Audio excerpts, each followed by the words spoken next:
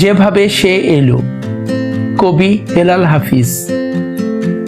অসম্ভব ক্ষুধা ও তৃষ্ণা ছিল, সামনে যা পেল খেলো, যেন মনন্তরে কেটে যাওয়া রজত জয়ন্তী শেষে এসেছে সে, সব কিছু উপাদেয় মুখে।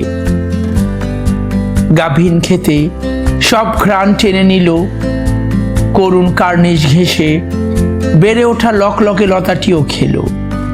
দুধালো গাভীটি খেলো, খেলো সব জলের কলস। শানে বাঁধা ঘাট খেলো, সবুজ বনভূমি খেলো, উদাস আকাশ খেলো, কবিতার পাণ্ডুলিপি খেলো। দুপায়া পথের বুক, বিদ্যালয়, উপাসনালয় আর কারখানার চিমনি খেলো। মতিঝিলে স্টেট ব্যাংক খেলো, মগরার তীরে বসে চাল ধোয়া হাটটিকে খেলো। স্বাধীনতা সব খেলো, মানুষের দুঃখ খেলো না।